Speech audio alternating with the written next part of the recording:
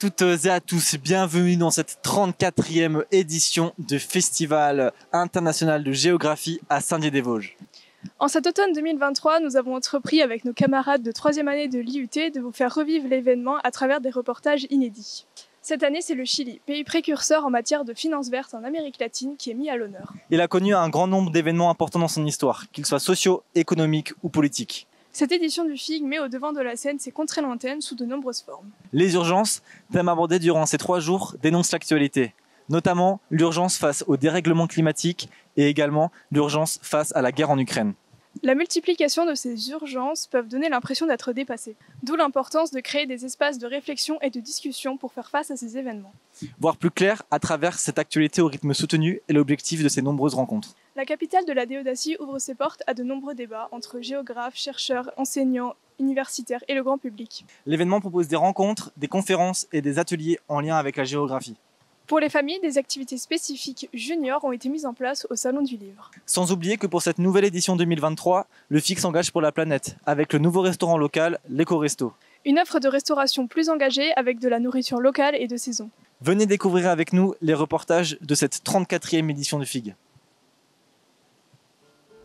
Dans cette émission, nous reviendrons sur un incontournable de la gastronomie chilienne.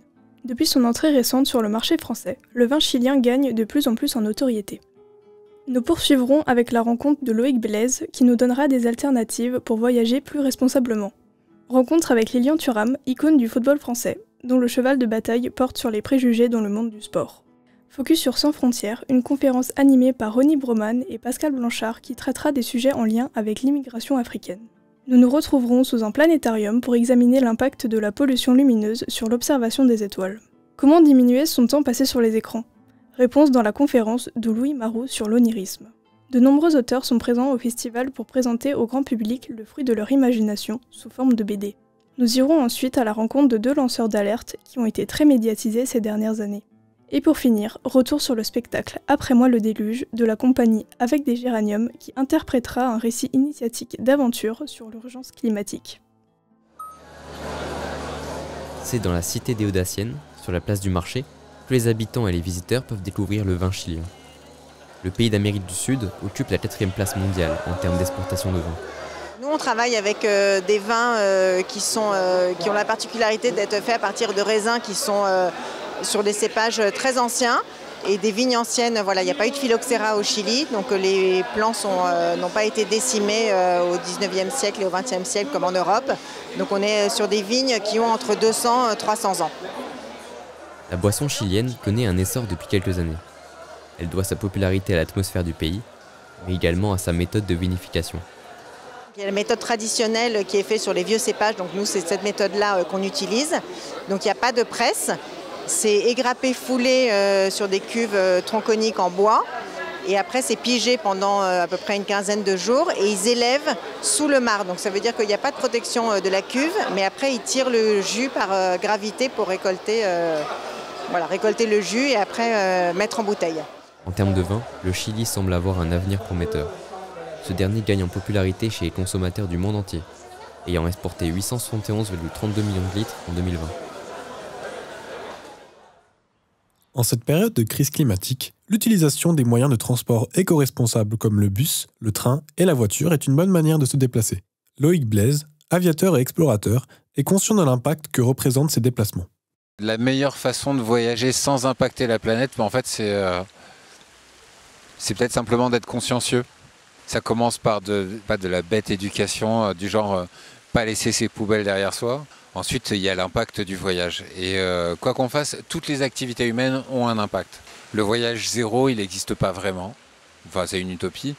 Après, je pense qu'il y a une question de responsabilité à prendre en compte et puis se dire, bon ben voilà, je vais une fois dans ma vie claquer 1 tonne de CO2 parce que je pars dans un avion et je vais très loin. Si c'est une fois dans ta vie, c'est pas grave en fait. Le tout, c'est de rendre au voyage son aspect exceptionnel. Et après, il y a la mobilité de tous les jours. Aller voir la forêt autour de chez soi, prendre un train pour aller dans le Cantal. La seule alternative à l'avion pour les grandes distances, c'est le voilier. Le reste, un cargo, c'est pas la peine, c'est crado aussi. Encore une fois, la question qui se pose, c'est celle de la fin et des moyens. Mais je fais un voyage, pourquoi et comment. J'ai pas vraiment de conseils à donner aux gens, moi, sur la façon de voyager en étant responsable. Je pense que personne n'est débile. On sait que de monter sur un bateau de croisière, c'est juste c'est un écocide. Je pense que chacun est capable, en fait, de trouver des solutions. En plus, il y a plein de sites spécialisés maintenant sur le slow travel, sur les mobilités douces, etc.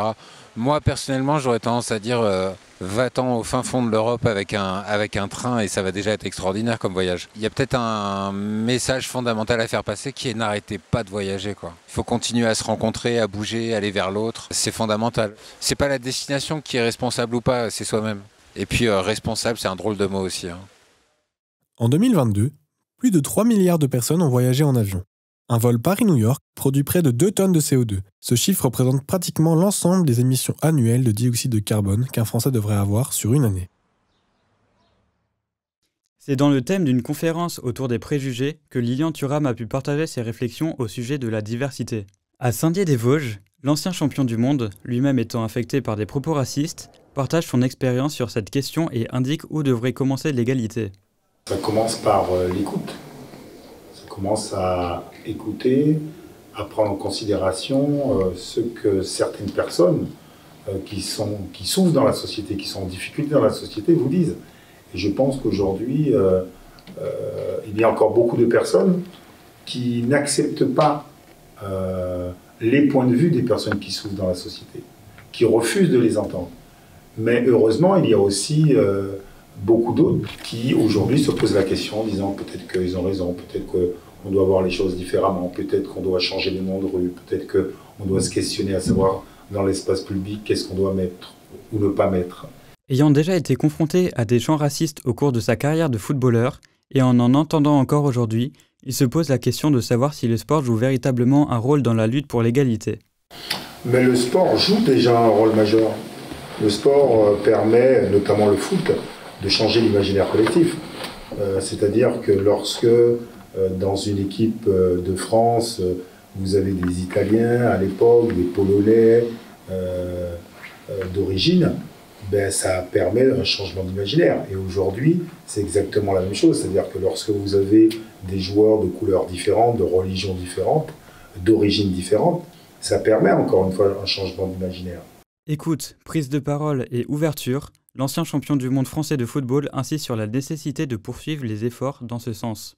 Aujourd'hui, de nombreuses mesures sont entreprises dans les stades afin de faire cesser les chants racistes. La Ligue de football professionnel a lancé une fiche de signalement afin d'identifier les auteurs d'insultes, de propos et de chants racistes, antisémites, homophobes ou sexistes lors d'un match. L'auteur de telles infractions peut être puni d'1 an d'emprisonnement et 15 000 € d'amende. Au musée Pierre-Noël de la Cité des Audaciennes, le samedi 30 septembre 2023, divers thèmes ont été abordés en lien avec la situation dans le monde. Sur le lieu, une rencontre dite Sans frontières qui aborde un dialogue sur le thème de l'immigration d'Afrique. Présent sur scène, Pascal Blanchard, historien spécialisé, et Ronnie Broman, médecin reconnu pour son rôle dans l'humanitaire. Je pense qu'on peut dire que la France ne travaille pas avec les pays voisins pour gérer les flux migratoires. La France les subit, se défend contre eux, tout en ayant besoin d'une bonne partie de ces flux pour des raisons de main-d'œuvre. Mais ce qui manque, c'est précisément la coopération pour l'organisation de ces passages migratoires. Le 13 septembre, Lampedusa a fait face à une urgence migratoire avec l'arrivée de 7000 migrants d'Afrique subsaharienne. Plusieurs responsables politiques, dont le pape et le président français, ont réagi publiquement, se demandant si la France apporte son soutien à d'autres pays. Dans ce contexte, selon le président Emmanuel Macron, nous, Français, faisons notre part. Pourquoi les gens viennent en Europe ? C'est pour une raison extrêmement simple. Ici, on mange. Ici, on peut travailler. Ici, on peut nourrir sa famille. Ici, on peut faire des études. Toutes ces questions-là font que l'Europe restera encore pendant très longtemps un pays qui va attirer beaucoup de monde. Et si on n'a pas une politique publique concertée et une politique publique qui est liée au pays de départ, nous sommes dans une situation qui sera catastrophique. Donc à la fois, le pape se place dans une vision morale de la question, et il a raison. Et Emmanuel Macron se place dans une vision extrêmement techniciste, très technique, sur le fait qu'on ne peut pas accepter tout le monde. La vérité, elle est certainement entre les deux, d'arriver à trouver une bonne et juste politique. En 2022, près de la moitié des immigrés en France sont originaires d'Afrique. Beaucoup d'entre eux viennent de 7 États différents. Les principaux pays d'origine sont l'Algérie, le Maroc, le Portugal, la Tunisie, l'Italie, l'Espagne et la Turquie. Aujourd'hui, les étoiles ont quitté le ciel urbain. C'est le résultat de la pollution lumineuse. Cette interférence est causée par l'éclairage de rues, de magasins ou de phares de voitures. À l'occasion du Festival international de géographie, un planétarium a été installé. Il permet, à petits et grands, d'observer le ciel sans nuisance. Une situation quasiment impossible d'ordinaire. Il y a des difficultés à avoir un beau ciel de nos jours, même si depuis quelque temps, les grandes villes ont tendance à éteindre leur lumière. Hein, c'est le cas, il me semble, pour Saint-Dié à 22 h maintenant. Donc, tant qu'on a la lumière des lampadaires, on va avoir beaucoup de difficultés à observer un beau ciel.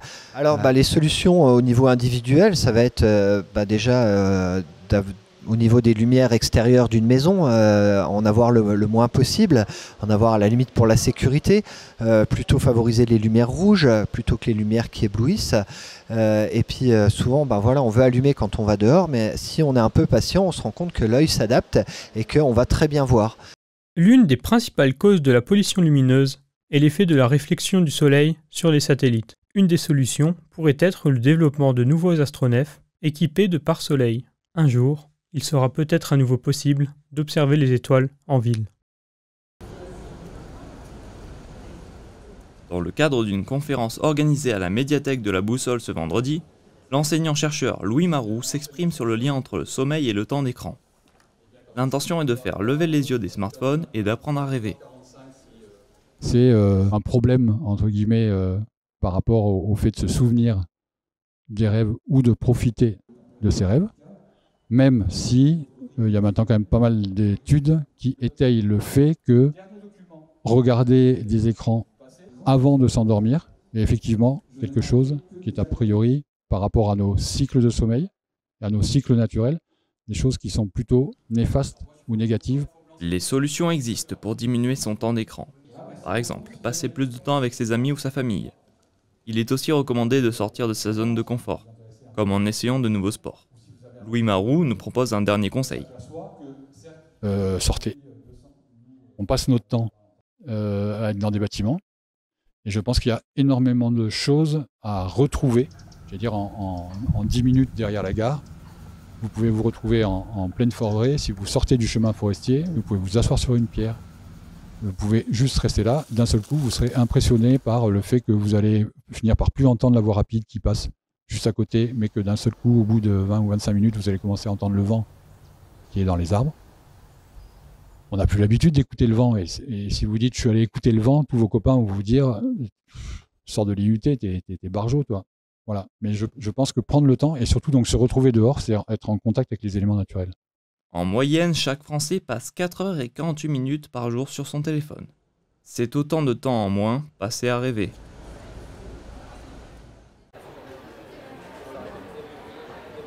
Lors de la 34e édition du festival, de nombreux auteurs sont présents pour mettre en avant leur bande dessinée. Ces écrivains essayent de vivre de leur travail en se consacrant à leurs livres à 100%. C'est un métier très concret en fait, c'est pas évident parce que c'est en gros, les albums sont lus, on en vit, les albums sont pas lus, on n'en vit pas. Mais autrement, j'en vis parce que ça fait quand même pas mal d'années, parce que j'ai quelques séries quand même qui fonctionnent plutôt bien, d'autres moins. Mais l'un dans l'autre, ça va, quoi. J'en vis, quoi. Donc j'ai vraiment pas besoin de. Alors non seulement j'ai pas besoin de travailler à côté, mais surtout j'ai pas le temps, quoi. Si un jour je dois travailler à côté, j'arrêterai la bande dessinée. Bien que ces auteurs soient assez récents, leur renommée n'en est pas moindre. Ma renommée, je pense qu'elle n'est pas forcément très importante. Ceci dit, le premier livre a été traduit en indonésien et le livre a bien été accueilli. Donc je pense que les bandes dessinées font un pont donc, entre deux civilisations qui ne se connaissent pas et je suis très content de ça. Ces différents auteurs ne cessent de se perfectionner au fur et à mesure des années, ce qui leur a valu d'être sélectionnés parmi les 6 meilleures bandes dessinées de la catégorie BDGO lors de l'événement déodacien. Au cinéma Excelsior, Irène Frachon et Victor Castanet sont venus évoquer leur expérience de lanceur d'alerte. La pneumologue a révélé le scandale du Mediator, un remède aux effets secondaires graves prescrit à 5 millions de Français. Ce produit a été utilisé pendant plus de 30 ans, en totale connaissance des conséquences du traitement par Servier, l'un des plus puissants laboratoires pharmaceutiques français. C'est suite à cette découverte qu'Irène Frachon prit la décision courageuse de dévoiler la dangerosité de ce médicament. Quand j'ai compris que des gens très malades dont je m'occupais étaient en réalité victimes d'un empoisonnement délibéré, ça m'a révoltée. Et à partir du moment où on a ce sentiment de révolte face à des gens qui sont empoisonnés, qui ne devraient pas être malades, et on sait que c'est lié en fait à un crime, ça vous met hors de vous. Voilà, j'étais hors de moi. Je me suis quand même préparée à ces révélations et à ce lancement d'alerte, mais on est porté par la détresse de ces malades en fait et de ces victimes. Il est hors de question de poser les armes parce que j'avais toutes les preuves. Des propos et surtout une force de volonté de vouloir changer la situation. Concernant Victor Castanet, il a initié le débat sur le fonctionnement des dérives et de certains EHPAD du secteur privé, notamment Orpea, où les soins d'hygiène, la prise en charge médicale, voire les repas des résidents sont rationnés pour améliorer la rentabilité du groupe français. Sensible à cette situation, le journaliste décide d'aller jusqu'au bout de son enquête pour connaître la vérité. J'ai mon grand-père qui est décédé depuis, mais qui était vivant à l'époque, qui avait 95 ans, dont j'étais très proche. Et à ce moment-là, il commençait à perdre en autonomie, à perdre un peu sa tête, et se poser la question au sein de notre famille de le mettre en EHPAD. Et donc, pendant que mon enquête progressait, l'état de mon grand-père se détériorait, et donc on se posait cette question. Et plus mon enquête avançait, moins je voulais qu'il termine sa vie en EHPAD. Et donc il y avait effectivement quelque chose de personnel qui se mêlait à cette enquête et qui m'a poussé peut-être encore un peu plus à aller au bout. En tant que lanceurs d'alerte, ils ont suscité une réflexion profonde sur les problèmes qui existent au sein de la société médicale. En 2022, la loi Wasserman entre en vigueur et permet d'étendre la protection et les droits des lanceurs d'alerte. Une disposition qui renforce la confidentialité de leur dénonciation et prévoit des mesures de protection contre les représailles. Changer le monde à l'aide de l'art vivant, voilà le défi que s'est lancé Alex Somoza de la Compagnie des Géraniums. Vendredi soir, sous le chapiteau des Grands Moulins, il s'est lancé dans un récit initiatique qui ouvre les yeux sur l'urgence climatique. Mon spectacle Après moi le déluge, c'est un seul en scène qui, au départ, c'était une conférence gesticulée. Le fil conducteur, c'est changer le monde.